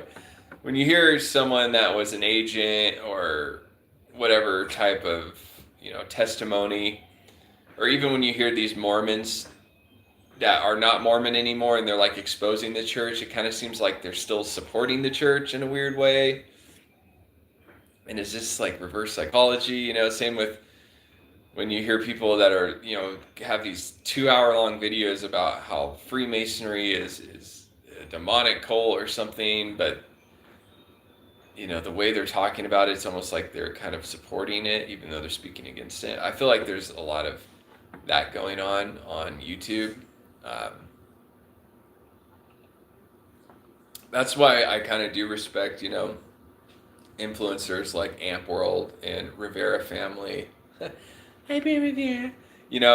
I respect, that little girl was so cute. I'm sorry when she said his full name. Hi, Brent Rivera. The chips. Anybody see that reel? No. It was nice. He went and gave this little girl a bunch of fucking chips because she couldn't buy any. Anyway, sometimes I respect, content creators like that because they will never get into politics or religion and they never fly under any flag. So people can enjoy their content easier because there's not like any kind of pitch or angle where whether you're on the right hand path and you're like Eastern Orthodox or whatever, or you're like some Kabbalah fucking CIA occultic agenda person or whatever, when you're flying under a flag, nobody's really going to feel comfortable like listening to you talk ever, because there's always going to be kind of people think there's going to be this motive behind it. And so that's why influencers like Rivera, I'm going to start calling Brent just Rivera, Rivera, Liv, these people, Liv's not up there. Liv used to be Protestant, or Liv used to be non-denominational Christian, which is the most normal fucking Christian you could be. It's just Bible Christian. You're not fucking Western Orthodox, Eastern Catholic. You're not part of like this fucking thing. But anyways, you'll never hear her really, talk about, anything like that. They call it secular, non-biased content is always more appreciated. And it's easy for the general public. Everybody could enjoy that kind of content. And I feel like Jay Dyer kind of wants to be more like that, but he's already fucking stamped and labeled himself as an Orthodox apologist. Like for 20 years, he's on there talking about how the Holy Trinity is three and it's not the Muslim God's one, and they've already gone so into that. But yeah, I mean, if he wants to come out with a show like Tires and just do some like dumb, funny, stupid, some funny dumb. If he wants to do some like dumb, funny shit, he still can, but yeah, he's kind of in the process of trying to change his brand to maybe just straight comedy or something. But I mean, a lot of his followers are crazy fucking religious people. So he's gonna lose a lot of followers and then he's gonna gain followers if he tries to become more of a generic creator, a non-flag waving creator,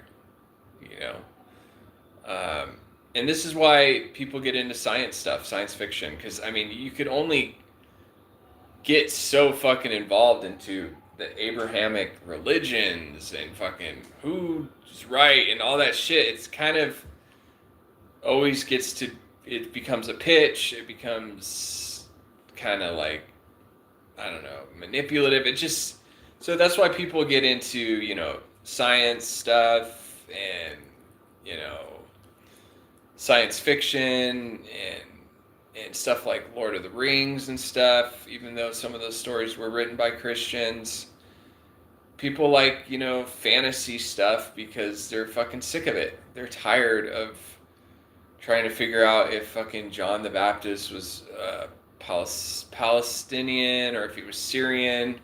if he was Persian or Arabic. It's like nobody fucking cares. Well, there's a lot of people that care, but it's just boring. I almost said stupid. It's stupid. Religion is stupid and boring, and ultimately, like this rabbi I follow, who I think he's a good guy. He has a lot of good stuff to say. He says ultimately, when it comes down to religious debates in different religions, it's just whoever could say it better. And I think that's what Jay Dyer's getting tired of, is he's done a pretty good job of pitching orthodoxy. You know, whoever could say it better, and a lot of times he gets in debates with people, he says it better. Every now and then he goes against someone that says their shit pretty good too, and then they get kind of angry, egos get involved, like, damn, you're pitching your religion almost as good as I'm pitching my religion, so I fucking, like, hate you, and you're an idiot, basically, now. You know, so he's starting, even though he's an older guy, he's starting to realize how kind of immature a lot of this shit is. And so now he's kind of trying to flip the script. And I don't blame him, you know. I think most, even musicians and songwriters, I mean, I was in a Christian band for a long time, and it's like, I don't want to be known for, you know, being the guitar player of a Christian band.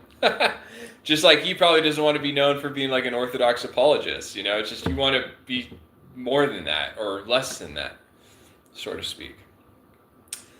So, you know, and even just writing pop songs, rock songs, typical structured verse, chorus, lyrics, I'm getting tired of that shit. I want to almost just start writing like kind of more abstract instrumentals that are electronic. That's kind of, I think that's kind of where it's going. You know, what I finished recording this morning, it was not structured like for a typical pop song, verse, chorus, lyrics. I'm fucking tired of that shit. The stuff I was doing this morning was just like very vibey fucking electronic music. So, you know, everybody is growing, and everybody's evolving, you know, whether they know it or not. And everybody's kind of jumping up. I mean, I see cats that are in their 20s kind of like thinking and living how I did, you know, when I was 23. You kind of look at that shit and you're like, damn, I remember, you know, thinking I was fucking the 5th member of Motley Crue and like some delusional fucking alcoholic trying to be a rock star and shit. I remember that shit, you know, and actually those were some of the best years of my life. You know, I had Desiree, hot Native American girlfriend. I was at clubs all the time. Fucking drinks were flowing. We were doing all sorts of stuff, you know, and I was in a band that we weren't famous, but we would have 100 people come to, like the same 100 people come to all our shows, you know, and we had a good fucking time, and there was always an after party, and the vibe was there. The vibe was magical. So sometimes being a few steps behind, you know, isn't all that bad if you're enjoying your life. You know, if you're having a better life living in some sort of secular fucking science fiction fantasy, playing Dungeons and Dragons and fucking smoking pot all day long and watching fucking 80s movies, and you're not even a religious person, but you're kinder to people and you feel more at peace and you're having a better experience and you're enjoying life more than some dude that's fucking somehow masterminded how to explain his religion. So, ginger. I don't know. I'm 41, so I'm at the point, it's like whatever makes me happy in life. I don't really care, you know, what religion I fall into. I don't really, like, I wouldn't be surprised if I converted to Judaism, honestly, you know. Or fucking Muslim, you know. I don't think I'd be Muslim. I feel like if I became Muslim, I would fucking scare people. People would think I'd like become some kind of fucking terrorist or something. No, and what is with that religion? You know, that's such propaganda. I'm sorry, but when people think of Muslim, they think of terrorists. It's like peanut butter and jelly. That's crazy. That would be crazy to be part of a religion that everybody associates your religion with terrorism. That would be fucking crazy, man. That's kind of like if you play hip hop music, people kind of think of you as like a shady person. It's like you got to be some like type of criminal or something, dude. You're playing hip hop. It's like, no, bro, it's Christian hip hop. It's like, yeah, I know, but still kind of shady. You know, don't really want you around my family. Okay, so I'm literally just I'm on second gear right now. I'm tired. I already knew it was gonna happen. When you're an adult, sometimes you don't get all the fucking sleep you need, and you go through the day fucking half-witted, you know, and it's almost turning in like that. I'm warming up. We're gonna start doing Catholic apologetics. Woo! St. Peter got the keys to the church, bro. You don't get it.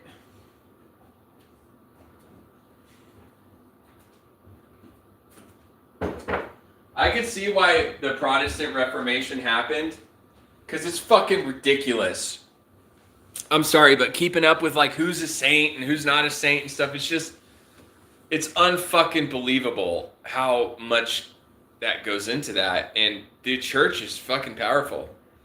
Orthodox Church is probably powerful in Eastern Europe and Russia and stuff, but in America, kind of a lot of people don't even really know what Eastern Orthodoxy is, but the Catholic Church is like the Vatican. I mean, the mafia pays dues to the Vatican. The fucking mafia. The mob. The Italian mob. You know, right? One of the most powerful, influential organizations, ran the music industry. I swear I got some sort of Catholic mob connections. I don't know who or where.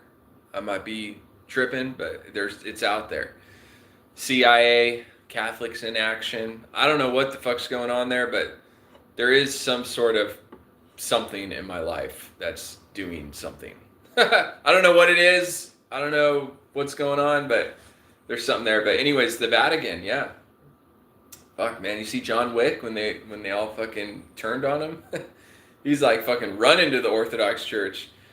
That was crazy though, when like everybody was, I feel like that's kind of a fear of everybody being, you know, ostracized from every single group. I mean, I feel like the Vatican and the Catholic Church, I feel like they could do that to somebody. I think the Mormons, groups like Mormonism and AA and Freemasonry, like they want to have that power, and they have some of that to an extent, but nothing like the Catholic Church, because I think the Catholic Church controls the police force. Like the Knights Templar, the Vatican controls the police force. And I think the police, I know they're supposed to be the good guys, but if you're you don't want any problems with, like, especially in California, like LA sheriffs or LAPD, they will just destroy someone's life. I mean, even without putting them in prison or shooting them, I mean, you won't be able to work anywhere. They're, you know, there's groups out there like that, you know. People have said that NASA is, you know, what's weird is the Eastern Orthodox Church is supposed to be like the most correct Christian church, but man, there's some darkness in the Eastern Orthodox Church, and I know that firsthand because I've been to Orthodox churches, and it's like I'm at the table and it's like, whoa, you're a lawyer for the FBI, you work for NASA, you're fucking really high up in the LAPD. It's like all this like elite type people that I'm having coffee with at church, but we're supposed to be this like humble, you know, the old Christian religion from Antioch, but everybody's in like the fucking FBI, or like fucking Tom Hanks's wife's here, you know, lawyer, FBI. I'm like, wait a minute, I'm looking at everybody and I'm like, everybody's really high up in the fucking, the Illuminati, or the system. And they're all telling you like, don't, yeah, like, but you can't be a Freemason. It's honestly, you know, in my experience, you know, living in California and brushing shoulders with some of the elites, honestly, Freemasonry is not. I don't even think it's that. I think that's kind of like a lower group. No offense, but I think like Catholics and Orthodox Christians, like some of those circles, I think are more powerful and influential than Masonry. Sorry. Sorry to like burst everybody's bubble. I know everybody's like convinced that Masonry is like the top secret Illuminati, but there's something higher, a lot higher, and it's in LA and it's in Hollywood, you know, like the entertainment industry, and like higher like Catholic, you know, like the Knights of Columbus. I don't know. I think I don't know. I just think there's some greater evil out there than Masonry, and I could feel it in the Eastern Orthodox Church, man. They're like Russia and stuff. I mean, these people have fucking money. You know, the Greeks are really connected in the Hollywood, the entertainment industry, way more than people. It's funny how people don't know shit. Like, I was working with this dude, and he was convinced that all the celebrities are Jewish, and then I started telling him all the celebrities that are Greeks, and you know, a lot of them just change their names because Greeks have these obnoxiously long last names, and a lot of them are they're basically Greek, and they change their names to be more Western. But the Greeks are the Russians. I mean, these people. I think these people are, you know, basically. I feel like it's funny how all these religions are trying to convince that everybody that the other religions are like the evil demon religions, but I'm pretty sure all religions have that sort of like black spirit in it, that or that Illuminati or whatever ritual or energy charge that's supernatural. I think, you know, all the religions have that dark spiritual power that you just get that weird feeling, you know, the heebie-jeebies. Like, I think that's in Islam, Catholicism, Eastern Orthodoxy.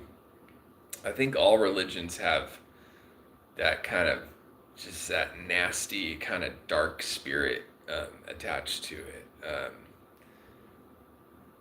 I don't really know enough about Buddhism, but that's an old religion. Hindu, I mean, Hindu's got some power, dude. That Hindu religion. Look here, Chincher. You give brother a break. You can give brother a break. The Hindus got some. They got some power, man. Like Kali, the goddess Kali. Man, you be like, in the Mormon Church too.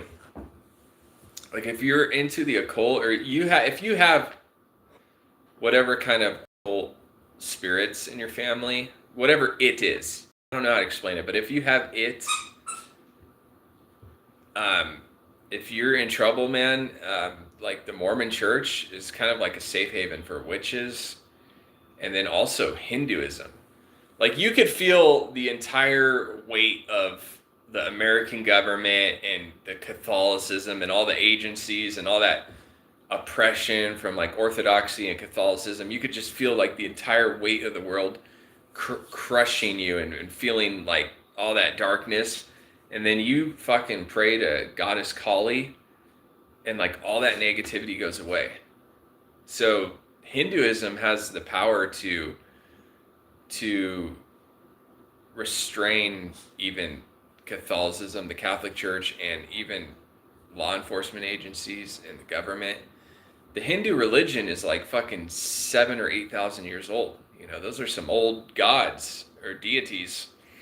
So when you feel the heat, man, and you start doing some ritual with Goddess Kali, you sound like such a hippie right now. Man, you start doing some ritual with Goddess Kali, man. When you feel that government heat, man, you charge up that Goddess Kali, man. She just gets rid, just shoos them away, like just like that. And they just go flying around, flying away. I'm so tired. I'm so motherfucking tired. Ginger wants to play. Man, you just light some candles to God is calling, and all that shit, man, all that negativity just goes away.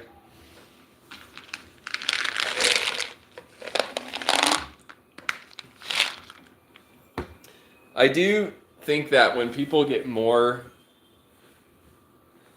become more of a public figure, more subscribers, more followers, and people start having more and more money, more and more attention, more and more evolved in whatever it is, the structure of society, they start attaining different spirits. And this will even happen for Eastern Orthodox Christians. You could feel it, the more you practice your craft, the more music I record, the more you get out there, you feel something kind of coming inside of you and like forming you. And this is, whatever spirit it is or wherever it's from, but the Orthodox Church and the Catholic Church, it like puts something in you and it sets you apart from people that are not Orthodox and Catholic. And I don't even think it's always a good thing, because you could be like a very humble, like down to earth, grateful. You're in like a certain mindset and experiencing, reality a certain way. And then when these people convert to Orthodoxy, you're sort of like, get ready, man, because you're going to be put under like extreme spiritual attack. When your life is in a certain projection and you are who you are, and then when you become Orthodox Christian, you or any kind of religion, when you convert, you're putting in all these like sort of spirits and frequencies that could cause you more trouble than good. So when you're born into Orthodox, you don't really notice, because you always have those kind of these like spiritual bars inside of you. So you don't really, you have them, but nobody can really tell you have them because you've just been Orthodox for so long. But when you're not Orthodox and you convert to Orthodoxy, I mean, you're putting all sorts of stuff in your life that you might think it's helping you, but it's could cause maybe more troubles and difficulties than good. I don't want to sound like a fucking heathen or something, but the less I go to church, the better I feel. I'm sorry. I know you're not going to, hear that from other Orthodox Christians, but the less I go to liturgy and the less I go to church, the more serenity I feel and just the better I feel, basically. And I know for some people it could be totally the opposite. There's a lot of people out there that they love going to church. They want to go to church as much as possible. But when you're going to church, you're putting something inside of you that I think maybe sometimes people get charged up with some sort of energy or whatever goes inside of you when you go to liturgy, that you're relying on that to experience life and to shape your thoughts and your opinions on yourself and others.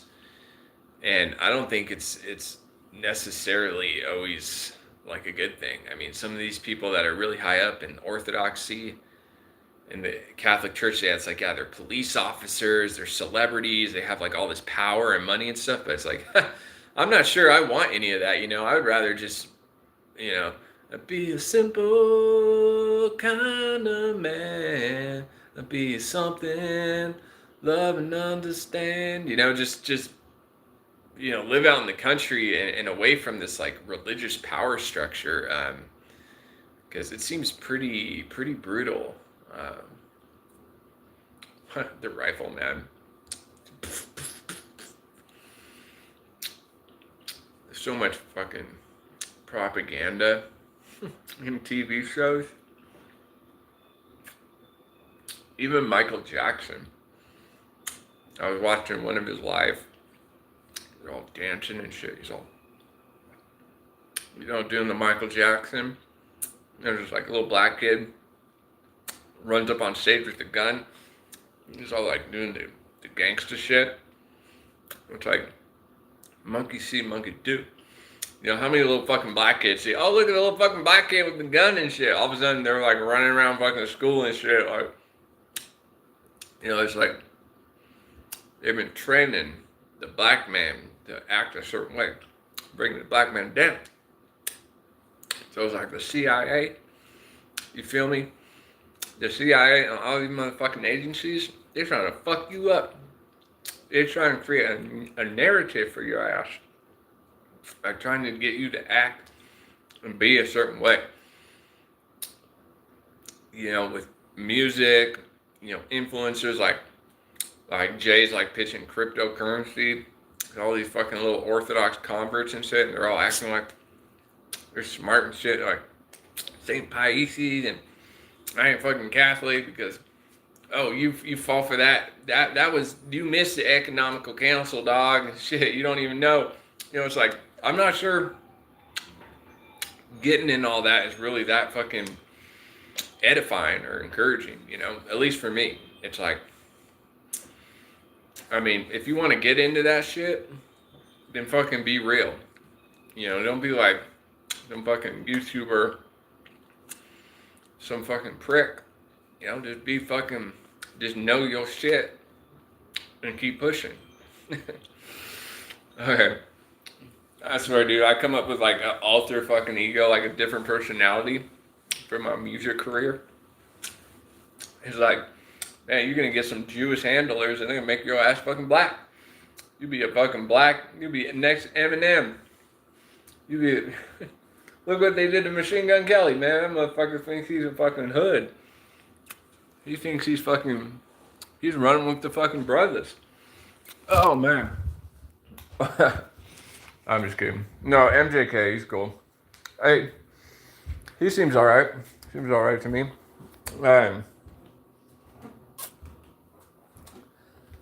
That's crazy though. Yeah, so I don't know. So fucking 12:18. Damn, I gotta go for a fucking jog. I gotta do this shit. I got shit to do. You gotta take it easy. 2 hours. Keep it hundo. Look at these fucking old actors. Oh, the rifleman got him.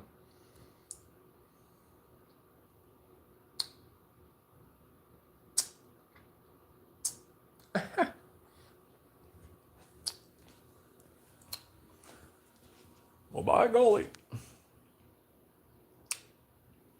Alrighty. Y'all take it easy. There we go. Orthodox icon. So you see the, I mean, right here, the symbolism, like as above, so below.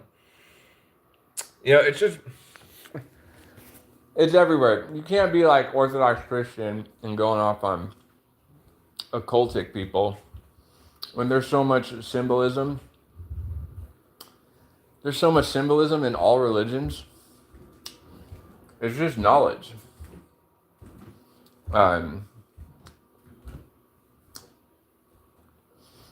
It's out there. You know, it's all, I feel like it's all somehow connected, like Judaism, Orthodoxy, government, like a double-headed bird, government, religion. It's just this whole, like, web. I'm not sure it's that good.